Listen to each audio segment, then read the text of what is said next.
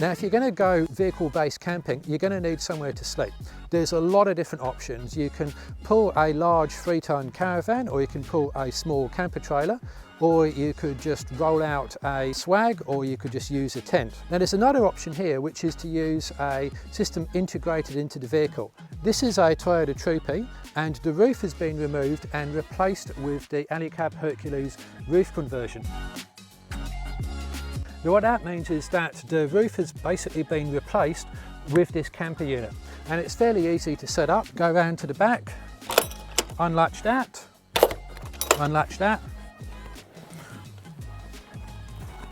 and push it up. This strap here is to keep the canvas in order. Now, to put the shelter up, you've just got these stays. They fit into these holders here, and then one attaches like that. The other one fits into the other holder, like that. And then you've got shelter and also a little bit of shade as well.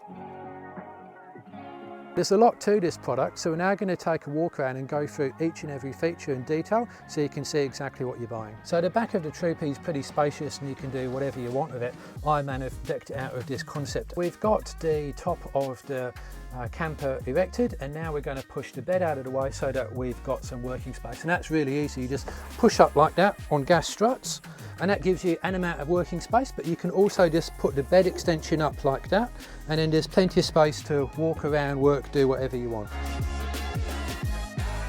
So to pack up the end of the day, you've just got to put the bed away, and that's in 2 parts.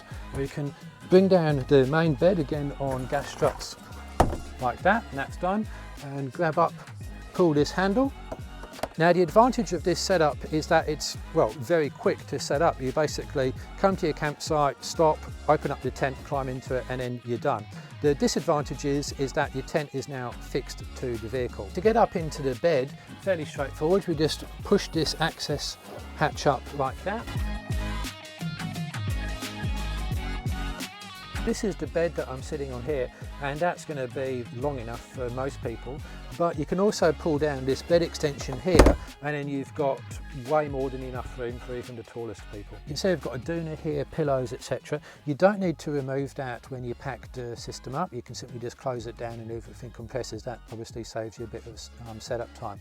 Now, the roof here is padded, so if you do touch your head on it, you're not going to damage yourself, and it is also got some insulation in it, which helps regulate your temperature through temperature variations throughout the day. Now, we've got an LED light here, and there is different brightness settings depending on how much light you want. There's also LED reading lights here, which are directional. You've got 3 window options here.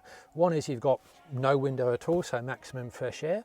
But if there's flies, midges around, and you can put up this fly/midge screen, which is actually a mesh, so it will let some air through and ventilate things. But if you really want to completely black everything out, then this canvas window here will black everything out completely, and that's pretty handy when you want to sleep in. You don't want to be woken up by the early morning sun rays. With the bed extension in place and you want to exit, you just lift it up and drop yourself down like that. You might be thinking, okay, why wouldn't I just go for a rooftop tent, keep the vehicle standard, and then just get a tent and then attach it to the roof racks? Well, there's pros and cons of that. One advantage of this system is that the bed is both longer and wider, so it's a bit more comfortable than the rooftop tent, and the roof line is significantly lower, so there's less weight up top and there's less air resistance, which should translate into improved fuel economy. Now, the structural integrity of the roof is maintained. Each vehicle is signed off by an engineer, so it's roadworthy.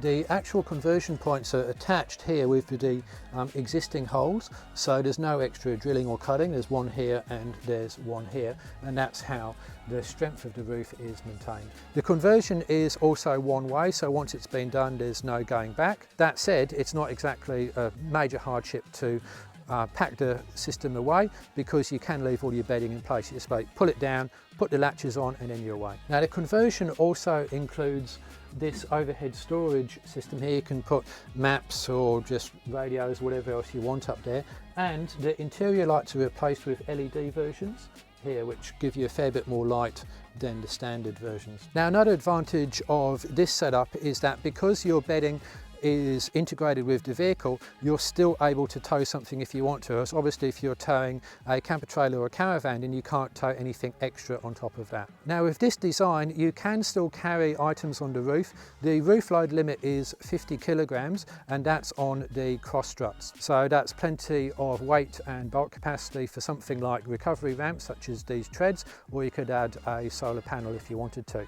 Anything which goes up top has to be attached to the load bars. So that's a look at the Hercules conversion, and you can kind of see where it fits in relation to everything from a swag to a tent to a camper trailer to a caravan. It is worth looking at if you like the idea of vehicle-based camping and you want something a bit better than a standard rooftop tent.